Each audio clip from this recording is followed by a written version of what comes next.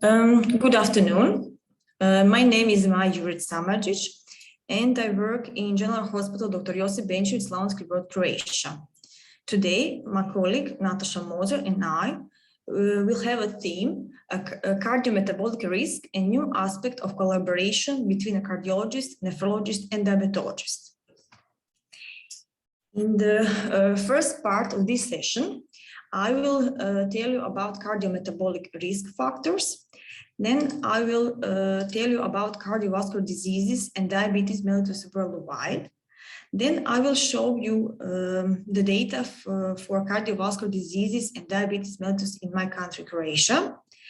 And in the end of my part, I will show you what the future actions must be taken to prevent these diseases. When we say that a person has cardiometabolic risk factors, it means that that person has a chance of having cardiovascular event such as heart attack or stroke when one or more risk factors are present. We divide cardiometabolic risk factors in two groups. The first group is traditional risk factors, and they are age, gender, elevated blood pressure, dyslipidemia, prediabetes, diabetes mellitus, obesity, smoking. In the other group, we have non-traditional risk factors, and they are genetic, prothrombic state, and inflammatory profile. Adults aged 65 and older are more likely than younger people to suffer from cardiovascular disease. Aging can cause changes in heart and blood vessels that may increase a person's risk of developing cardiovascular disease. Women usually have a lower incidence of cardiovascular disease than men, but a number of clinical evidence have demonstrated that women have higher rate of mortality and poorer prognosis following an acute cardiovascular event. Arterial hypertension is a serious medical condition that increases the risk of the heart, brain, kidney, eye, and blood vessel disease. 1.28 billion adults aged 30 to 79 years worldwide have hypertension, most of them 2/3 living in low and middle income countries. Hypertension is a major cause of premature death worldwide. 46% of adults with hypertension are unaware that they have this condition. Approximately 1 of 5 adults, it means 21% with hypertension, have it under control. One of the global targets is to reduce the prevalence of hypertension by 33% between the years 2010 and years 2030. Overweight and obesity. Overweight and obesity are defined as abnormal accumulation of the fat in the body that presents a risk to health. Body mass index, or BMI, over 25 is considered overweight, and over 30 obese. Overweight and obesity have grown to epidemic proportion. Raised BMI is a major risk factor for many diseases such as cardiovascular diseases, diabetes mellitus, musculoskeletal disorders, and some cancers. The risk for these diseases increases with increases in BMI. Worldwide obesity has nearly tripled since 1975. In the year 2016, more than 1.9 billion adults who were 18 years and older were overweight. Of these, over 650 million were obese. Most of the world's population live in countries where overweight and obesity kills more people than underweight. Obesity and overweight is also a problem in children and adolescents. 39 million children under the age of 5 were overweight or obese in the year 2020. Over 340 million children and adolescents aged 5 to 19 were overweight or obese in the year 2016. Childhood obesity is associated with a higher chance of obesity, premature death, and disability in adulthood. These children experience breathing difficulties, increased risk of fractures, hypertension, early markers of cardiovascular disease, insulin resistance, and physiological effects. Dyslipidemia is defined as an elevated level of cholesterol and other lipids, also called fats in the blood. The risk for having dyslipidemia is obesity, a lack of regular physical exercise, using of tobacco and alcohol, and of course, type 2 diabetes. In the year 2019, we had 1.1 billion smokers in the world. More than 7 million of deaths are a result of direct tobacco use, while around 1.2 million are the result of non-smokers being exposed to secondhand smoke. As I said at the beginning, we also have non-traditional risk factors. It is necessary because sometimes the assessment tools can under or overestimate cardiovascular risk, and because of that, these non-traditional risk factors may be helpful in improve cardiovascular disease risk assessment.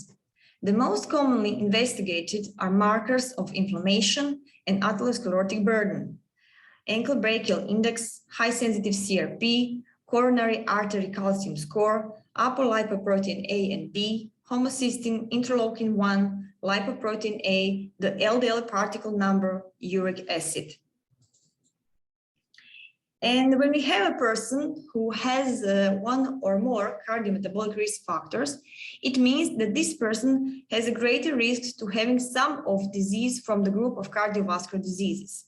So the cardiovascular diseases are defined as a group of disorder of the heart and the blood vessel. They include coronary heart disease, cerebrovascular disease, peripheral arterial disease, rheumatic heart disease, congenital heart disease, and deep vein thrombosis and pulmonary embolism. Cardiovascular diseases are the leading cause of death globally. 70.9 million people died from cardiovascular disease in the year 2019, representing 32% of all global deaths. Of these deaths, 85% were due to heart attack or stroke. Over 3/4 of cardiovascular deaths take place in low and middle income countries. Diabetes mellitus is a chronic disease which occurs when pancreas is no longer able to produce insulin or body is not longer able to make good use of this insulin. And because of that, we have elevated level of sugar in the blood, which we know as hyperglycemia. And over the long term, this hyperglycemia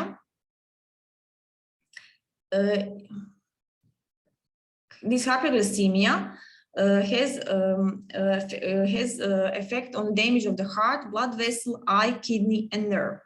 The most common type is type 2 diabetes, usually in adults. But also we have this type of diabetes in children and adolescents, and the reason is because we have a rising number of obese and overweight children and adolescents. In the past 3 decades, the prevalence of type 2 diabetes has risen dramatically. For people who are living with diabetes, access to treatment, including insulin, is critical to their survival. And there is a global target to halt the rise in diabetes and obesity by the year 2025. 537 million adults around the globe are living with diabetes. It means that 1 in 10 adults around the world is living with diabetes. The total number is predicted to rise to 643 million by the year 2030 and to 783 million by the year 2045. 44% of adults living with diabetes, but they are still not aware that they have this disease. Approximately 6.7 million adults are estimated to have died due to diabetes or its complication in this year, 2021. 541 million adults, or 10% of adults worldwide, have impaired glucose tolerance, and because of that, they are at high risk of developing type 2 diabetes. And now I will show you the data from my country, Croatia. We have 4 million residents. The leading cause of death in my country are also cardiovascular disease, as in the rest of the world. In the year 2017, we had 44% of all deaths because of cardiovascular diseases. And last year it was 40% less if we compare to the year 2017. But I think that the data from the last year is not relevant because the data last year was COVID year. And I think this percent is higher than 40%. When we see mortality because of diabetes mellitus in Croatia in the year 2017, 4.4% of all deaths was because of diabetes mellitus, and last year it was 8.2%. And when we compare to year 2020 and in year 2017, we can see that the number last year was almost doubled. In the year 2000, Croatian National Diabetes Registry was found with the aim of improving healthcare of persons with diabetes mellitus, assessing the prevalence and incidence of diabetes mellitus and its acute and chronic complications, monitoring morbidity, mortality, and other clinical care quality indicators on a national level.